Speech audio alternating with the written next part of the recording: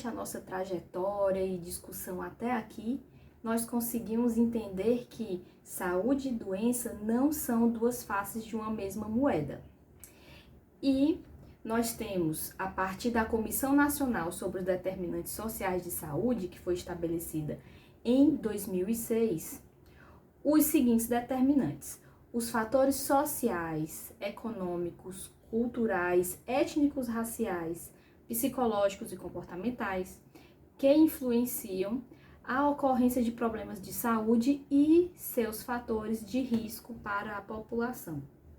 Dessa forma, temos vários modelos que foram propostos para estudar os determinantes sociais e a trama de relações entre os diversos fatores estudados. Então, eu vou dar destaque ao modelo de determinantes sociais de Dahlgren e Whitehead, que ele tem cinco modalidades, 5 subtipos, né? O número 1, que seria lá na base, ele contempla o olhar para indivíduos e suas características individuais, como idade, sexo e genética. No nível número 2, eles dão destaque para o comportamento e o estilo de vida individuais. No nível 3, eles trazem a influência das redes comunitárias e a rede de apoio. Então, percebam que está saindo do micro e está indo para o macro. No 4, condições de vida e trabalho, acesso a alimentos, serviços de saúde, serviços de educação e demais serviços tão importantes para a manutenção da vida. E 5, são macrodeterminantes, as condições econômicas, culturais e ambientais. Esse conteúdo, ele precisa ser levado para a prática, né? O papel das pessoas que atuam com esse processo de saúde e doença na equipe de estratégia de saúde da família, precisa ter consciência do seu papel de educador em saúde e saber aonde ele quer chegar em cada situação. É preciso buscar dar autonomia dos sujeitos, no sentido que cada um seja protagonista da sua própria produção de saúde. Então, em cada situação, ou seja, cada família que chegar no serviço de saúde, ela vai ter uma realidade diferente que precisa ser investigada. Será que a saúde de uma família que vive numa casa de 2 cômodos e essa família tem três integrantes, seria a mesma de uma casa igualzinha, o mesmo número de cômodos, porém uma família com 8 integrantes? Diferente. Se a casa ela tem muita umidade, isso vai ficar mais fácil, né, ocorrer algumas doenças relacionadas à umidade, por exemplo, bronquite, tuberculose e outras, né? Então, cada caso é um caso, cada família vive uma realidade e é preciso que seja verificado de perto. O instrumental mais poderoso que os profissionais eles podem ter nesse contato com o seu cliente, com o seu paciente, seja individual ou em grupo, em equipe de trabalho, é a sensibilidade humana, porque ele vai precisar compreender que existe uma carga de subjetividade em cada indivíduo que vai ser atendido, que vai passar por essa equipe. E a saúde e a doença são experiências subjetivas individuais, é muito difícil as pessoas conseguirem fazer uma descrição perfeita, uma quantificação exata de o que elas estão sentindo, como elas estão sentindo, e nisso tudo está uma lógica relacional, que a gente visualiza aí o cuidado e a assistência. Então, a sensibilidade humana é algo que não pode ser perdido ao longo do tempo, né? Mesmo que você esteja há muito tempo trabalhando nessa lógica, não deixe de se emocionar, não deixe de sentir o que você tiver que sentir. Perceba suas próprias emoções. E quem está começando, também vá levando a sua teoria, mas vá aberto para N sensações diferentes e percepções que vão acontecer naturalmente com a prática. Então, existem pessoas que elas têm um parâmetro de doença tão diferente umas das outras que a pessoa ela está acontecendo ao longo do tempo. Várias alterações na vida dela, vai acontecendo de maneira discreta e ela não vai descrevendo, ela vai se habituando àquilo. Então, quantas pessoas já se acostumaram a sentir dor de cabeça e não vão atrás de ajuda, assim, enquanto é tempo, cedo, precocemente? A pessoa muitas vezes vai buscar ajuda depois de um ano que ela está com dor de cabeça e a partir disso também aconteceram outras situações como uma queda de cabelo mais acentuada, um problema digestivo. Então, quando as coisas vão se somando, aí que a pessoa normalmente se liga, né? Mas algumas outras não, elas têm uma sensibilidade mais aguçada, uma percepção, né, do seu corpo, a sua propriocepção é tão mais bem trabalhada que ela consegue perceber mudanças muito mais sutis. É absolutamente necessário a gente entender um conceito de subjetividade. Então, eu resolvi dar destaque aqui para vocês no conceito de Guattari, que é um psicanalista francês do ano de 1996. O que ele nos traz? Seria conveniente definir a noção de subjetividade renunciando totalmente à ideia de que a sociedade e os fenômenos de expressão social são resultantes de simples aglomerado, de simples somatória de subjetividades individuais. Penso, ao contrário, que é a subjetividade individual que resulta do entrecruzamento de determinações coletivas de várias espécies, sociais, econômicas, tecnológicas, de mídia, etc. Dessa forma, eu sou um sujeito que afeta e é afetado pelo ambiente em que vive, pelas trocas sociais, pelo seu ambiente de trabalho, pela sua casa, pela sociedade, por tudo de informação que lhe atravessa e que ele também produz. Então, é muito importante a gente ver que o sujeito, ele é o principal autor da sua co-constituição dele mesmo, né? Ele tem tudo a ver com o processo de saúde e doença, porque o indivíduo constitui esse sujeito, que implica em um profissional que vai estar dentro de uma estrutura institucional que vai estar produzindo e impactando na saúde coletiva. Então, uma coisa, no efeito dominó, vai implicando na outra, e a gente sai do micro e vamos para o macro, dentro de uma lógica de subjetividade. Somos pessoas, como pessoas representamos instituições, dentro de instituições promovemos um bem maior.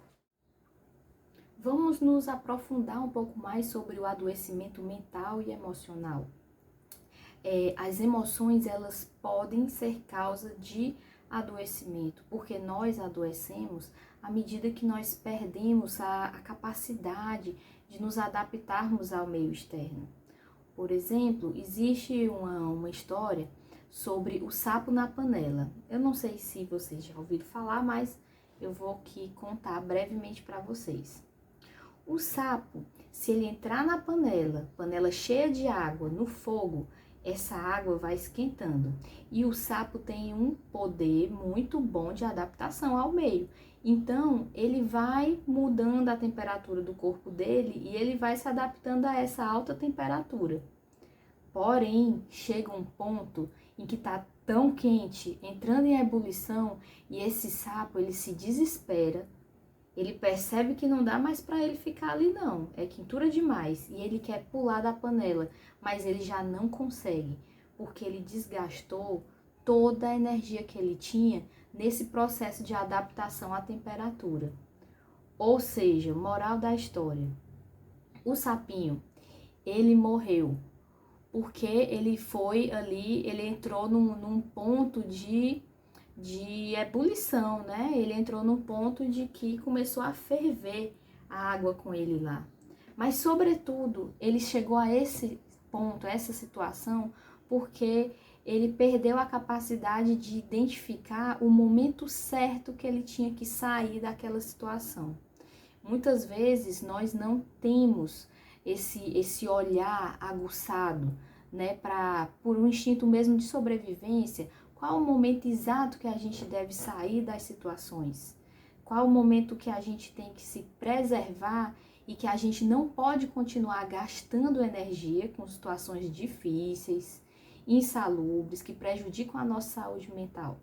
Porque se a gente não tiver uma reserva de energia para sair no momento certo, a gente perde a capacidade de se adaptar ao meio externo e a gente fatalmente vai morrer, não vai sucumbir, não tem como aguentar.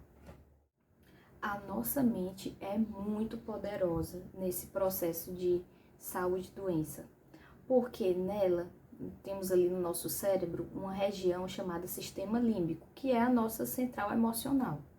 E lá produzimos hormônios, e esses hormônios vão regular nosso humor de maneira geral. A gente começa a desenvolver nossa saúde mental ou a falta dela desde a infância, desde a gestação, a concepção, né? Quando estamos na barriguinha da nossa mãe, nós somos uma esponja emocional. Nós captamos tudo o que está acontecendo à nossa volta e nós ainda não temos como entender, nos defender, saber como agir. Então, por isso, a gente vai só captando as emoções do ambiente, das pessoas e vamos crescendo dessa forma. O que acontece? É muito provável que enquanto criança, as pessoas comecem a desenvolver os seus traumas, né, os seus medos, as suas inseguranças, suas feridas que seguem ao longo da vida, mesmo ao longo da vida adulta. Porque existe um número de pessoas, felizmente muito grande, crescente, que está no movimento de tomada de consciência que é preciso mudar, ressignificar a sua história de vida, olhar para trás e fazer uma separação entre o que eu quero manter na minha vida, o que me serve de exemplo positivo, de aprendizado, e o que eu quero fazer diferente. Eu recebi do passado, mas eu não quero que se mantenha no presente e no futuro. Então, isso tudo tem a ver com a nossa saúde ou a nossa doença. À medida que a gente vai vivendo uma vida com muita raiva, muito medo, angústia, tristeza, a gente vai adoecendo. Não tem como você viver em equilíbrio se o lado da balança, um lado está muito mais negativo do que positivo. Seja porque o ambiente familiar não está legal, seja porque o ambiente escolar ou profissional não está bem. O fato é, o que a sua mente não dá conta emocionalmente, a nível de sentimentos, ela vai jogar para o corpo. Ou seja, é psicossomática. Muitas pessoas, elas têm uma queda de cabelo intensa quando estão estressadas. Outras pessoas têm caspa, algumas pessoas roem as unhas, outras têm gastrite nervosa, outras têm problemas de pele, como por exemplo a neurodermatite. Então existe muito conteúdo, é muito amplo o assunto da psicossomática. Eu estou trazendo aqui de maneira superficial para que vocês consigam entender que não é brincadeira, não é frescura, não é mimimi a questão da saúde mental. Ela realmente pode ser algo libertador, né, que você consiga lidar muito bem com ela, melhorar vários aspectos da sua vida e resolver adoecimentos físicos, como ela pode ser algo que te leve a muitos tratamentos de saúde, a muitos adoecimentos. E a maneira como você, indivíduo, vai lidar com o teu adoecimento também é muito importante. Porque algumas pessoas, elas têm uma doença como uma muleta emocional. Às vezes é vantajoso para a pessoa estar doente. Ela percebendo isso ou não, sendo um movimento consciente ou inconsciente. Porque a pessoa, às vezes, passa a receber mais atenção e mais carinho do que antes. Ou vantagens no trabalho, benefícios financeiros. Nem todas as pessoas, elas reagem dessa forma. Algumas pessoas, elas ficam, pelo contrário, extremamente irritadas em ter limitações, mas algumas outras não, elas se adaptam a essas limitações e tiram dali os maiores benefícios possíveis. Então, veja que o nosso posicionamento, a nossa racionalidade, o equilíbrio dela com as emoções são determinantes para que a gente tenha uma boa saúde como um todo. Não tem como a gente ter uma saúde plena se a gente não está em dias com a nossa saúde mental. Então, é muito importante descobrirmos, cada um de nós, quais são as atividades que nos fazem bem, que nos fazem restabelecer a nossa saúde mental, ter um equilíbrio de vida, porque a gente não pode deixar isso de lado. Se a gente simplesmente se entregar para um cotidiano em que não tem vez na nossa agenda fazer coisas que nos fazem bem, e a gente vai só vivendo de resolver problema, vivendo de priorizar as outras pessoas e nunca se priorizar, é questão de tempo e pode ser muito pouco tempo para a gente começar a adoecer. E nem todas as pessoas têm uma percepção apurada do que está acontecendo, o que está levando a esse quadro. Algumas pessoas demoram muito tempo para perceber que o que elas estão sentindo é ali na origem uma falta de atenção para si mesmas, que elas poderiam evoluir demais se elas pudessem. Elas podem, na verdade, né? Mas se elas priorizassem ter um tempo para si, para fazer coisas que gosta, para elevar sua autoestima, para poder ampliar suas potencialidades. Então, parece bobagem, mas não é você ter um hobby, você ter um tempo para você enxergar ali o que é terapêutico na sua vida e também a necessidade de fazer terapia, porque terapia é diferente do que é terapêutico. Você fazer uma aula de dança é excelente, é muito terapêutico, mas não vai resolver a origem dos teus problemas, das tuas questões emocionais. Por isso é necessário terapia.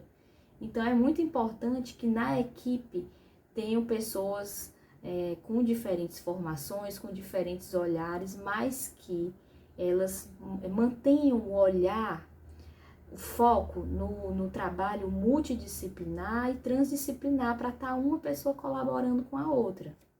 É excelente que as equipes consigam trabalhar de forma coerente, de forma coesa, com o mesmo objetivo em comum, com o olhar na mesma direção, falando a mesma língua.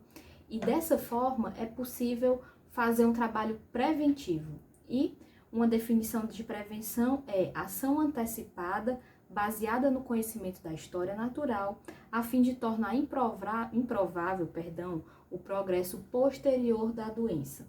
Então, nós temos níveis de prevenção, fases de prevenção. A prevenção primária é realizada no período de pré-patogênese. O conceito de promoção da saúde aparece como um dos níveis da prevenção primária, definido como medidas destinadas a desenvolver uma saúde ótima. Um segundo nível dessa prevenção seria a proteção contra agentes patológicos ou pelo estabelecimento de barreiras contra agentes do meio ambiente. A fase de prevenção secundária também se apresenta em dois níveis. O primeiro, diagnóstico e tratamento precoce, e o segundo, limitação da invalidez. Por fim, a prevenção terciária diz respeito à reabilitação. Vamos abordar uma coisa muito importante, que é estratégias de trabalho em equipe. Então, precisamos ter atitudes voltadas para resultados e não para os problemas. Enquanto a gente focar no problema, né? Esse problema cresce porque a gente está dando uma grande atenção para o problema. A gente tem que dar uma grande atenção para o resultado, para saber como que faz para resolver e festejar bastante quando conseguir resolver. Porque a gente tem essa dificuldade de comentar o nosso sucesso, a gente comenta muito mais o nosso fracasso, não é mesmo? Então isso acaba influenciando a nossa mente a estar sempre com um olhar negativo. E uma dica muito importante, observa como vocês estão se questionando, se perguntando sobre a realidade lá do trabalho de vocês. Vocês estão utilizando mais o porquê ou mais o como? O porquê, ele justifica apenas, o como não, como ele vai te dar um olhar além, porque ele vai trazer para você todo um processo. Você vai entender a estrutura do problema. Então, faz essa mudança ao invés de se perguntar por que isso acontece. Você se pergunta como isso acontece, como esse adoecimento acontece, ao invés de por quê. E preparar a mente para entender que não existe fracasso. Todas as vezes em que a gente vai desempenhar uma ação e essa ação aparentemente não deu em nada, não trouxe sucesso, ela resulta num feedback e o feedback gera correção e gera reorientação. Então é valioso demais a gente conseguir aprender com aquilo que foi, entre aspas, um erro. Porque sem aquele erro, né, como que iria aprender a agora agir da maneira mais correta? E, por fim, um olhar voltado para as possibilidades, para as potencialidades, além das necessidades. Parar de supervalorizar a necessidade e supervalorizar o que tem de potencial, o que pode crescer ali, fortalecer. Tudo, todos os ambientes, todas as realidades em que a gente for se inserir para se trabalhar, existe o ponto forte e o ponto fraco.